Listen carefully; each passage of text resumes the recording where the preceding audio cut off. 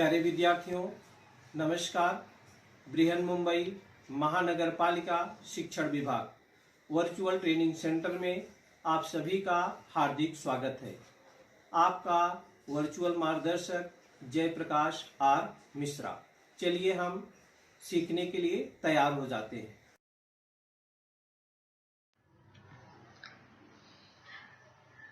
आज हम लोग standard 9 subject science and technology विज्ञान और प्रौद्योगिकी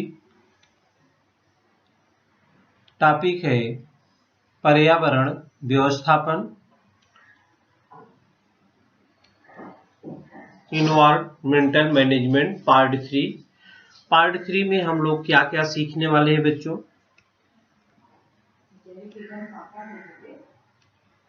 पार्ट 3 में हम लोग ठोस कचरे का व्यवस्थापन के 7 नियम हैं, principles of solid waste management, उसके बारे में सीखेंगे और डिजास्टर मैनेजमेंट आपदा व्यवस्थापन के बारे में सीखेंगे। इसके पहले वाले वीडियो में हम लोगों ने ठोस कचरा व्यवस्थापन के बारे में ही जानकारी दी थी। कचरे से जैसा आप जानते हैं उसका उचित मैनेजमेंट नहीं होता है तो बहुत सारी परेशानियां हमें पैदा होती है। जैसा हमने पहले वीडियो में बताया था कि 26 जुलाई को बाढ़ आई थी बम्बई में और उसका मेन कारण था कचरा। 26 जुलाई 2005 में तो उसका मेन कारण था ठोस कचरा व्यवस्थापन का न होना। तो बच्चों, सरकार ने ठोस कचरा व्यवस्थापन के नियम बताए हैं और डिजास्टर मैनेजमेंट, इसके बारे में हम लोग इस वीडियो में जानकारी लेंगे। तो चलिए, ठोस कचरा व्यवस्थापन के 7 नियम हैं। ये नियम कौन कौन से हैं? इन नियमों का अपने दैनिक जीवन में उपयोग करना बहुत ही महत्वपूर्ण है। तो बच्चों, रीयूज, जो अपने घर में कचरा निकलता है पहले उसको हम देखें, ये रीयूज पुनः उपयोग करने लायक है कि नहीं है। उपयोगी वस्तुएं व्यर्थ होने पर भी उनका अन्य जगहों पर उचित उपयोग कीजिए। उपयोग से इनकार, रिफ्यूज, प्लास्टिक और थर्माकोल जैसे अविघटनशील पदार्थों से बनी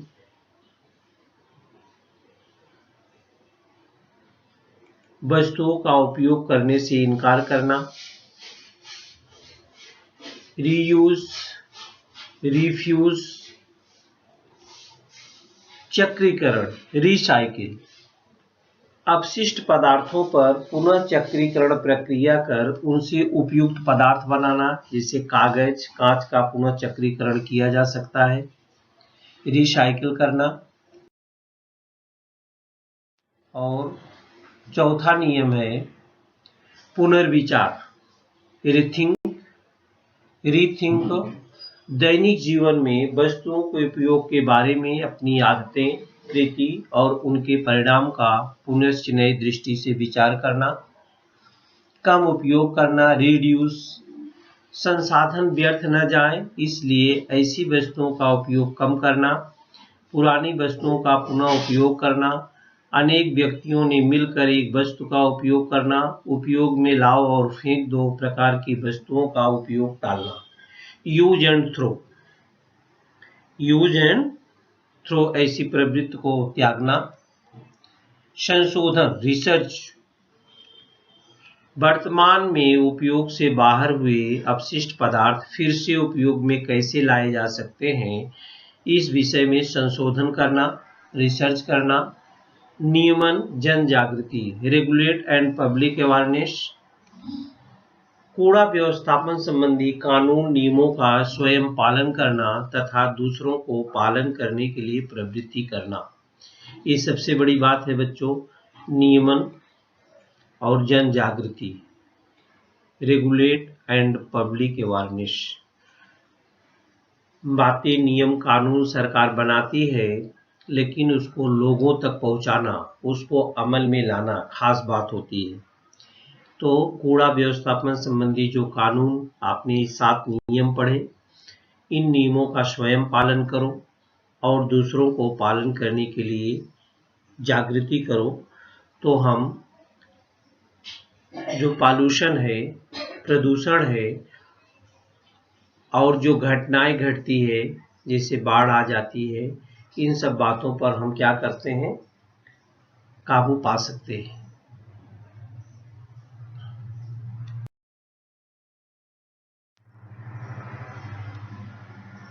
ठोस कचरा व्यवस्थापन में 3R मंत्र का उपयोग करना। रिड्यूस, कूड़ा कम करना, रीयूज, कूड़े का पुनः उपयोग करना, रिसाइकिल, कूड़े का पुनः चक्रीकरण करना। ये 3 बातें हमेशा ध्यान में आना चाहिए। Reduce, reuse and recycle. इधर दिया है रीयूज, रिड्यूस और रिसाइकिल, माने कूड़ा कम करो, जो कूड़ा है उसमें से उपयोगी जो वस्तुएं उसका फिर से उपयोग करो, और रिसाइकिल माने कूड़े का पुनः चक्रीकरण करो। ये 3 बातें अगर आपके ध्यान में आती हैं तो आप कंट्रोल कर सकते हो। कुछ अच्छी आदतें भी होनी चाहिए बच्चों, जैसे हम लोग क्या करते हैं, चॉकलेट, बिस्कुट, आइसक्रीम या ठंडो पदार्थों के जो आवरण, प्लास्टिक आवरण होते हैं, उसको हम रास्ते पर न फेंकें, उसको उचित कूड़ेदान में हम डालें। उचित कूड़ेदान में भी जैसा आप चित्र में देख रहे हैं, पेपर है तो पेपर डालिए, ग्लास है तो ग्लास डालिए, प्लास्टिक है तो प्लास्टिक के डिब्बे में प्लास्टिक डालो और मेटल अलग डालो। इससे क्या होता है, कूड़ा कचरा उठाने वाले को भी परेशानी नहीं होती है। तो प्लास्टिक की थैलियों का उपयोग न करें आप लोग। इससे इसका पर्याय क्या है, कपड़े की थैलियाँ, पुरानी साड़ी, चादर, पर्दे का उपयोग कर बनाई हुई थैलियों का उपयोग करें आप लोग। कागज के दोनों ओर, कभी कभी आप एक साइड लिखते हैं, एक साइड वैसे ही छोड़ देते हैं, तो दोनों साइड उपयोग करें। गिफ्ट पेपर, जो ग्रीटिंग कार्ड हैं, उनका पुनः उपयोग करना चाहिए। टिश्यू पेपर का उपयोग कम से कम करो।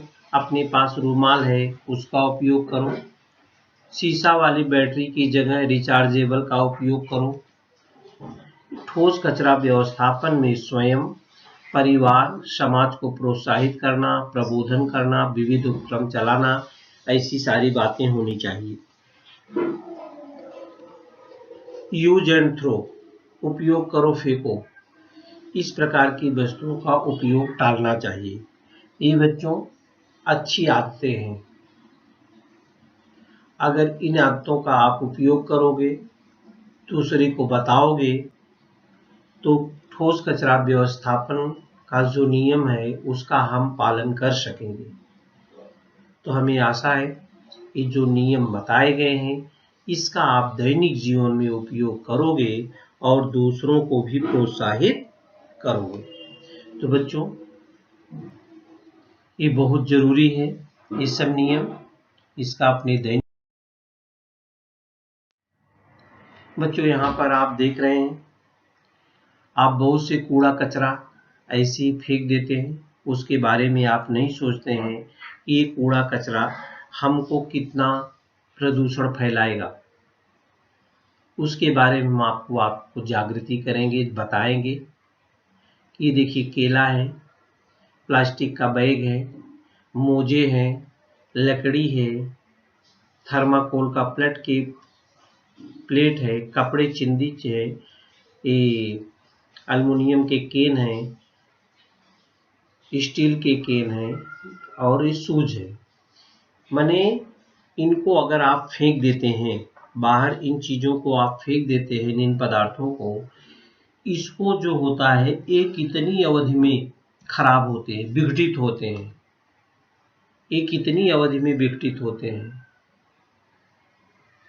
इसके बारे में हम जानकारी ले लें और आपको जानकारी रहेगी, आप दूसरे को भी जानकारी दे सकते हैं, जागरूक कर सकते हैं कि आप ये काम मत करो। सबसे पहले हम सब लोग खाते हैं कूड़े के विघटन के लिए लगने वाली कालावधि। ये है पदार्थ और ये है प्राकृतिक रूप से विघटित होने के लिए लगने वाली कालावधि। बच्चों, सबसे पहले इसमें जो है हम केला खाते हैं, आराम से हम सड़क पर भी फेंक देते हैं। तो केले को छिलका को विघटन होने में 3 से 4 सप्ताह लगता है। ये देखिए 3 से 4 सप्ताह। अगर आप केले का छिलका ऐसे फेंक दिए तो उसको नष्ट होने में 3 से 4 सप्ताह लगता है, माने पूरा महीने लग जाता है, समझ लीजिए। कागज की थैली को विघटन होने में 1 महीने लगते हैं। कागज की थैली को विघटन होने में 1 महीने। कपड़े की जो चिद्दियां हैं उसको अगर हम फेंक देते हैं तो उसको विघटन होने में 5 महीने लगते हैं। बच्चों, आप ध्यान देंगे। ऊनी मोजे, ये मोजे है, इसको हम अगर फेंक देते हैं कूड़े कचरे में तो इसको विघटन होने में 1 बरस लगते हैं। लकड़ी अगर आप फेंक देते हैं उसको विघटित होने में 10 से 15 बरस लगते हैं। अब समझ लीजिए 10 से 15 बरस तक वो ऐसे ही। चमड़े के जूते अगर आप फेंक दिए तो उसको 40 से 50 बरस लगते हैं बच्चों विघटन होने में। जस्ते के डिब्बे अगर आप फेंकते हैं तो 50 से 100 बरस उसको लगते हैं। जस्ते के डिब्बे 50 से 100 बरस। एल्युमिनियम के डिब्बे आप फेंकते हैं तो 200 से 250 बरस लगते हैं। विशिष्ट प्लास्टिक की थैली आप जो फेंक देते हो, जो सरकार ने बैन किया है, उसको विघटन होने में 10 लाख बरस लगते हैं। विशिष्ट प्लास्टिक की थैली जो हम बाजार में लेते हैं, बैन लगी हुई है, उसको विघटन होने में 10 लाख बरस लगेंगे बच्चों। और थर्माकोल कप या स्पाइरोफोम, जो आप कप यूज करते हो थर्माकोल का, वो तो विघटित होता ही नहीं, अनंत काल लगता है उसको विघटन होने में। तो बच्चों, आप कहीं भी जाते हैं, प्लेटफार्म पे जाते हैं या कहीं पार्क में जाते हैं, वहाँ पर गीला कूड़ा, सूखा कूड़े के 2 डिब्बे अलग अलग रहते हैं, दोनों का कलर भी अलग अलग रहता है। तो आप उस डिब्बे का उपयोग कीजिए और जो खराब चीज़ें हैं, आप जिसका यूज नहीं कर सकते हैं, उसको उसमें डालिए। हो सकता है वो चीज़ें रीयूज 3 मंत्र जो ठोस कचरा व्यवस्थापन के हैं, रिड्यूस, रीयूज, रिसाइकिल में काम आवे। अगर आप इनको ऐसे ही फेंक देते हैं कूड़े कचरे में तो इनको विघटन होने में कितना समय लगता है। थर्माकोल का उपयोग आप न करें। विशिष्ट प्लास्टिक की थैली जो है उसका उपयोग न करें। एल्युमिनियम के डिब्बे, जस्ते के डिब्बे, चमड़े की जूती, बहुत समय बने हमारी आपकी उम्र पूरी हो जाएगी लेकिन ये विघटित नहीं हो पाएंगे। हमारे आपकी उम्र डबल भी बने, एक बार जन्म लिया मर गए, फिर जन्म लिया मर जाएंगे, तब तक ये लोग ऐसे ही चलते रहेंगे। तो बच्चों, हमें विश्वास है आप इनका अपने दैनिक जीवन में उपयोग अवश्य करोगे। ये पाठ पढ़ने का मतलब ही है पर्यावरण मैनेजमेंट, पर्यावरण व्यवस्थापन, कि हम इसका उपयोग 100% अपने जीवन में करें और दूसरों को भी बताएं कि अगर आप ऐसा करते हो तो आप कितनी हानि हो सकती है, आप पर्यावरण को कितना प्रदूषित कर रहे हो, कितनी हानि पहुंचा रहे हो। तो आप हानि न पहुंचाओ। ये कूड़ा कचरा देखिए डिब्बा है, अलग अलग पेपर रखिए, ग्लास में ग्लास डालिए, प्लास्टिक में प्लास्टिक डालिए, मेटल में मेटल डालिए। सूखा कचरा, गीला कचरा का भी डिब्बा रखा रहता है, आप उस डिब्बे का उपयोग करो। आपदा प्रबंधन, डिजास्टर मैनेजमेंट। बच्चों, हमारी प्रकृति में, हमारे आसपास बहुत सारी घटनाएं घटती रहती हैं। जो प्रकृति द्वारा घटनाएं घटती हैं, जब वो घटनाएं घट जाती हैं तब हमको मालूम पड़ता है। आजकल हमारी टेक्नोलॉजी थोड़ा आगे हो गई है। कुछ घटनाएं ऐसी हैं जो घटने से पहले कुछ हमको मालूम हो जाती है, तो हम क्या कर सकते हैं, सावधानी बरत सकते हैं। माने जो जनधन हानि है उसको हम थोड़ा बचा सकते हैं। लेकिन कुछ घटनाएं ऐसी होती है बच्चों प्रकृति की, जिसको हम भाप ही नहीं पाते हैं और घट जाती हैं, उसका बुरा असर हमारे ऊपर पड़ता है। हमने अपने आसपास जैसे बिजली गिरना, बाढ़ आना, आग लगना, ऐसी प्राकृतिक दुर्घटना होना, बम विस्फोट, कार में रासायनिक दुर्घटना, यात्रा और भीड़ वाली जगहों पर होने वाली भगदड़, दंगों जैसी मानव निर्मित आपदाएं होती हैं। इनमें आपदाएं होती रहती हैं, इनमें बड़े पैमाने में जीवित तथा आर्थिक हानि भी होती है। ये घटनाएं कब कहाँ घट जाती हैं मालूम नहीं पड़ता है। तो बच्चों अगर आपदाएं घट जाती हैं, डिजास्टर मैनेजमेंट आपदा प्रबंधन का मतलब है घटनाएं घट गई तो जो लोग उसमें जख्मी हुए हैं उनको हम कैसे, किस प्रकार से, किस रूप में हम उनकी मदद कर सकते हैं, इसके बारे में हम लोग सीखेंगे। तो बच्चों अगर आपदा में जख्मी हुए लोगों का प्रथमोपचार कैसे करना चाहिए। प्रथमोपचार का मतलब है फर्स्ट एड इसको बोलते हैं। इसका प्रमुख उद्देश्य है प्राण हानि टालना, सेहत अधिक खराब होने से रोकना। इसके लिए हमें क्या क्या करना होता है। प्रथमोपचार का प्रमुख उद्देश्य प्राण हानि टालना, सेहत अधिक खराब होने से रोकना तथा पुनः लाभ की प्रक्रिया की शुरुआत करना होता है। इसके लिए प्रथमोपचार या शीघ्रता से करने वाले उपाय कौन कौन से हैं ये जानना महत्वपूर्ण है। इसका अपने दैनिक जीवन में उपयोग आ सकता है बच्चों, इसलिए इसमें बहुत ध्यान देना है।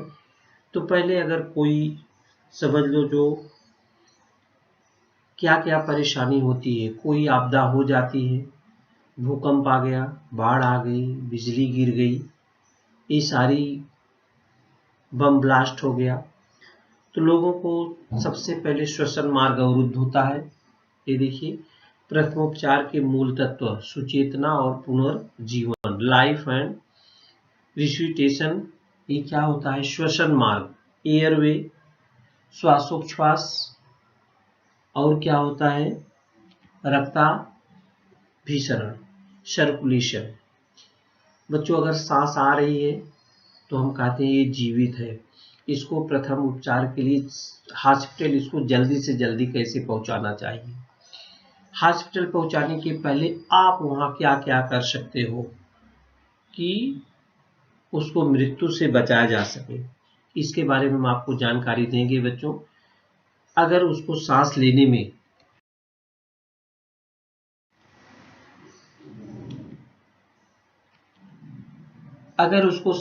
में देखिए बच्चों, आप ऐसा देखिए सांस लेने में उसको तकलीफ हो रही है तो उसकी ठुड्डी को क्या करो आप, तो सांस लेने में अगर तकलीफ है तो उसकी ठुड्डी को थोड़ा ऐसा ऊपर करो। ठुड्डी को ऊपर उठाएंगे तो होता क्या है, जो श्वसन नली वो खुल जाती है। अगर श्वसन नली अवरोधित हुई है तो श्वसन नली खुल जाती है और उसको सांस लेने में आसानी होती है। तो इतना आप कर सकते हो बच्चों, इतना आप आसानी से कर सकते हो। श्वसन मार्ग में अगर रुकावट है तो आप उसकी ठुड्डी को ऊपर उठाएंगे तो श्वसन नली जो बंद है वो खुल जाती है। ये आप आसानी से सब लोग कर सकते हो। दूसरा है अगर श्वासोच्छ्वास बंद है तो क्या करो, आप अपने मुंह से उसके मुंह में फूंक मार सकते हो। अगर आपको ऐसा लगता है कि इसकी ब्रीदिंग जो है वो बंद हो गई है, तो कृत्रिम ब्रीदिंग होती है, जैसे इसमें कृत्रिम ब्रीदिंग दिखाया है, लेकिन वो तो जब आप अस्पताल में या फर्स्ट एड पर पहुंचेंगे तब होती है। उसके पहले आप उसके मुंह में मुंह लगाकर फूंक मार सकते हो। तो इसके बाद अगर उसकी सांस है अंदर तो वो सांस लेना और बाहर निकलना चालू कर देगा। इसके बाद जो तीसरी क्रिया है, आपदाग्रस्त में अगर आदमी क्या हो गया है, बेहोश हो गया है बच्चों, बेहोश हो गया है, तो उस व्यक्ति को पहले आप कृत्रिम श्वास दो, मुंह में मुंह लगा के फूंको। इसके बाद क्या करो, जैसा दिखाया गया अपने दोनों हथेलियों को उसकी छाती पर रख करके ऐसे दबाओ, जैसा चित्र में दिखाया जा रहा है। जोर से दाब देकर छोड़ने की क्रिया, ये लगभग 10-15 बार आप करें, तो अगर उसके अंदर जो है सांस है तो सांस आना जाना चालू हो जाएगी। इसको बोलते हैं सीपीआर। इसको क्या बोलते हैं बच्चों, सीपीआर बोलते हैं। सीपीआर का मतलब होता है कार्डियोपल्मोनरी रिस्टोरेशन, माने आपदाग्रस्त व्यक्ति का रक्त परिसंचरण पुनः सुचारू रूप से शुरू होने में मदद होती है। आपदाग्रस्त व्यक्ति का रक्त परिसंचरण पुनः सुचारू रूप से शुरू होने में मदद मिलती है।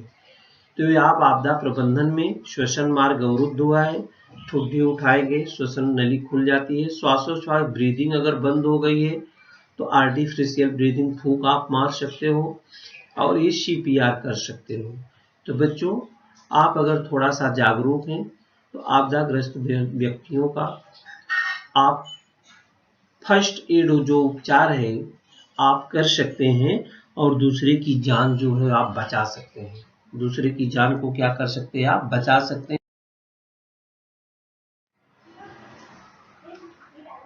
ये रक्तस्राव ब्लीडिंग अगर हो रही है तो आप क्या करेंगे, ऐसा पट्टी बांधेंगे और ब्लीडिंग के ऊपर वाले भाग को क्या करते हैं, आप ऊपर रखिए बच्चों। आपदाग्रस्त व्यक्ति को जख्म होकर उसमें रक्तस्राव हो रहा है तो उस रक्त जम को क्या, अगर आपके पास डिटॉल है तो डिटॉल लगा सकते हैं, और कुछ नहीं है बच्चों तो आप जहां पर घाव लगा है उस जगह को आप अपने हाथों से हथेली से दबा सकते हैं, तो उससे उसका खून क्या होता है, वो बंद हो सकता है। अस्थि भंग हुआ है, कशेरुका पर आधारित है, हड्डी टूट गई है, तो उस भाग को आप जो टूट गया है उसको आप सीधा करके रखो और ऐसे व्यक्ति को स्ट्रेचर की जरूरत होती है। स्ट्रेचर पर लेटा करके उसको पहुंचाएंगे तो उसको थोड़ा सा सुकून मिलेगा। जलना, अगर कोई व्यक्ति जल गया है, ऐसे जल रहा है, तो उसके लिए हम क्या करते हैं बच्चों, जले हुए भाग को 10-15 मिनट तक, अपने पास तो कुछ है नहीं तो जले हुए भाग को, जो भाग जल रहा है उसको 10-15 मिनट तक पानी की धार के नीचे अगर हम उसको रखते हैं तो फायदेमंद होता है। तो रक्तस्राव हो रहा है तो हम क्या कर सकते हैं, फ्रैक्चर हो गया है तो हम क्या कर सकते हैं, अगर जलना जल गया है तो क्या कर सकते हैं, ये सब जानकारी होनी चाहिए बच्चों। तो हम एक दूसरे की मदद कर सकते हैं, एक दूसरे की मदद आराम से कर सकते हैं बच्चों। और आपदाग्रस्त व्यक्ति है, आप जैसे मैदान में खेल रहे हैं, आपको टीचर लेके गई है, आपके हाथ पैर में लचक हो गया, मोच आ गया, चमक आ गई, तो आप क्या करोगे उस समय। आपदा प्रबंधन से तात्पर्य है कि सुनियोजित संगठनात्मक नीति एवं समन्वय द्वारा कार्रवाई करने की एकत्रित क्रिया। इसमें निम्न बातों का समावेश होता है, आपदाओं के कारण होने वाली हानि तथा खतरे को प्रतिबंधित करना, परिस्थिति की समझ एवं सामना करने की क्षमता विकसित करना, घबराना नहीं चाहिए, आपदा निवारण करना, खतरे का स्वरूप और व्याप्ति कम करना, आपदा का सामना करने हेतु पूर्व तैयारी करना, आपदा संकट के समय तत्काल कृति करना। तत्काल कृति जो हम बता रहे हैं इसको करना चाहिए। आपदाओं के कारण हुई हानि एवं उसकी तीव्रता का अनुमान लगाना, बचाव एवं मदद कार्य करना, बचाव एवं मदद कार्य करना, ये सारी जानकारी माने मैनेजमेंट है। और क्या होना चाहिए, जब घर द्वार सब नष्ट हो जाता है उसका पुनर्वसन पुनर्निर्माण कैसे किया जा सकता है। तो ये आपदा प्रबंधन से मतलब इन सब बातों का होता है बच्चों। इतनी बातों पर 8 बातें हैं, अगर इस पर ध्यान दिया जाए, इस प्रकार से किया जाए तो हम आपदाओं से क्या कर सकते हैं, आपदाओं से हम निपट सकते हैं। ये देखिए बच्चों, लचक, मोच आना, चमक आना, मुक्का मार, ऐसी परिस्थिति में RIC की योजना का उपयोग कीजिए। For injuries like sprains, twisting and contusion, the RICE, a RICE का मतलब है बच्चों, a remedy should be applied. RICE, RICE का मतलब है, आर से मतलब होता है रिस्ट, ये देखिए रिस्ट। आई का मतलब होता है आइस, और शी का मतलब होता है कंप्रेशन, और ई का मतलब होता है एलिवेशन। तो आपके अंदर लचक आ गई, मोच आ गई, चमक आ गई, या चोट लग गई है, तो आप क्या करेंगे बच्चों। सबसे पहले रिस्ट दिया है। रिस्ट का मतलब आपदाग्रस्त को आरामदायक अवस्था में बैठाएं। देखिए जैसे उसके चोट लग गई तो इसको आरामदायक कुर्सी पर आप बैठा सकते हैं।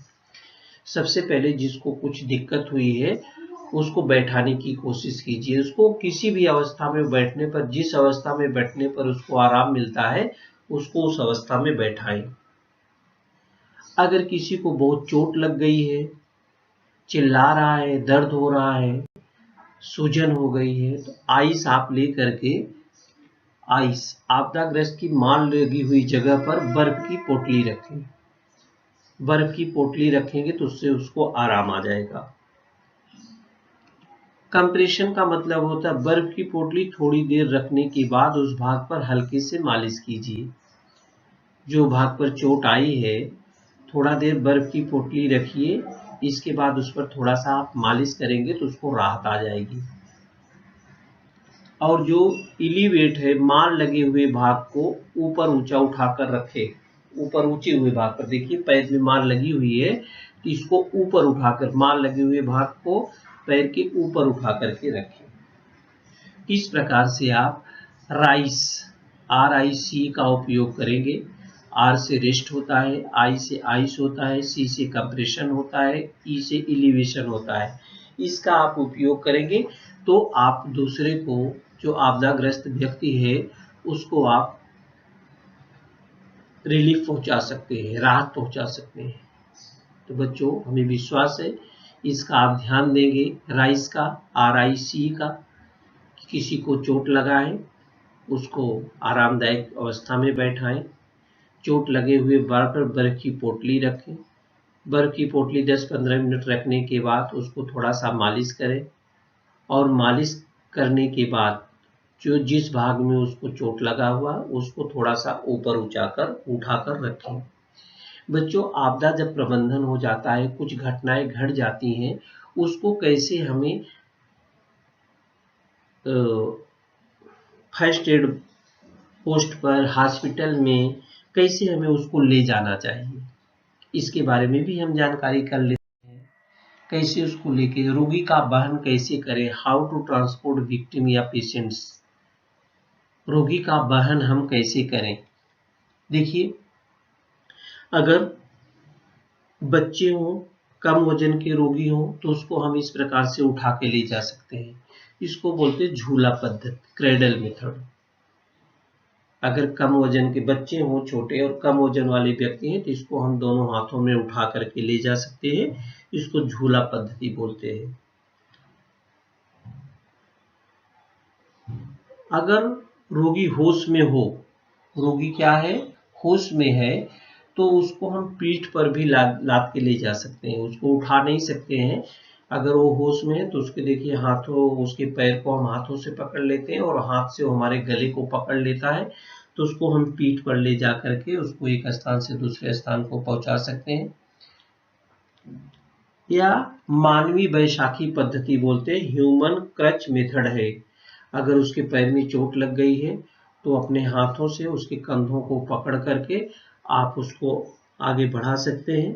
एक पैर पर अगर जख्म लगा है, दूसरा पैर ठीक है, तो दूसरे पैर से थोड़ा थोड़ा भार दे करके आगे जा सकता है।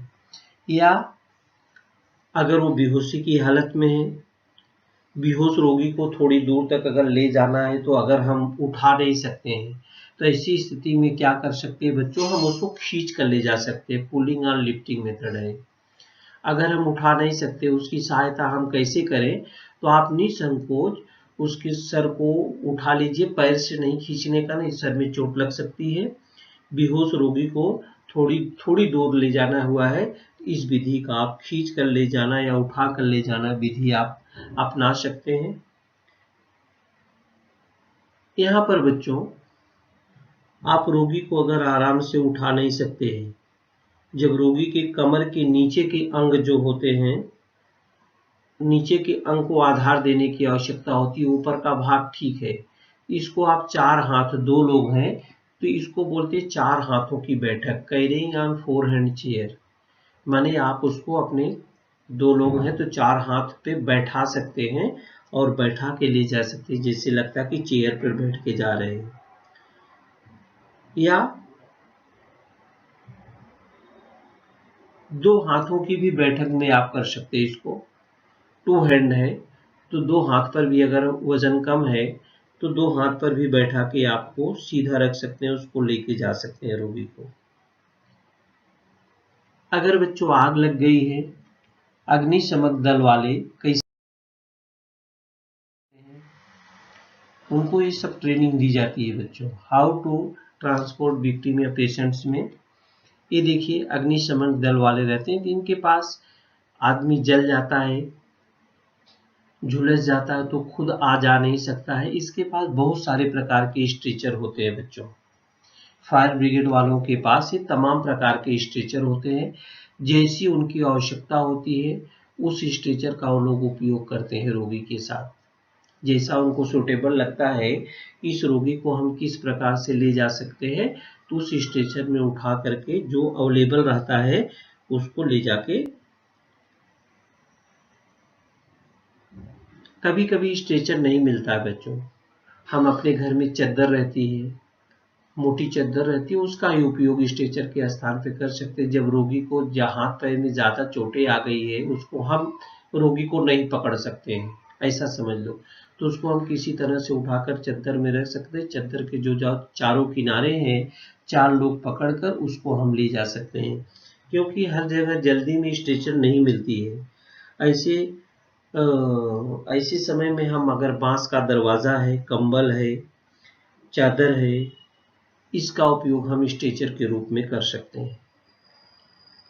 बहुत सारी आपदाएं होती हैं बच्चों, जैसे अभी बाढ़ आ गई तो आप क्या करोगे, बोट का उपयोग करते हैं लोग, लेकिन बोट आने में भी देरी लगती है। समझो आप डूब रहे हैं तो आप टायर का या गुब्बारे का, टायर का या गुब्बारे का भी उपयोग कर सकते हैं। अगर टायर आपके पास है तो टायर की ट्यूब को पानी में डाल दो, डूबती नहीं है, तो उस पर आप आराम से पानी को पार कर सकते हो, तैर सकते हो। तो बाढ़ की स्थिति में लोगों को सुरक्षित बाहर लाने के लिए प्रशासन की तरफ से नाव का उपयोग किया जाता है बच्चों। तो शीघ्र मदद के क्षण में अगर नाव नहीं है तो लकड़ी का तख्ता है, बांस की लकड़ी है, हवा भरी हुई टायर की ट्यूब है, इसका भी उपयोग हम कर सकते हैं, क्योंकि सरकार को नाव भेजने में तो टाइम लगेगा। अग्निशमन यंत्र आसानी से कहीं भी ले जाया जा सकता है।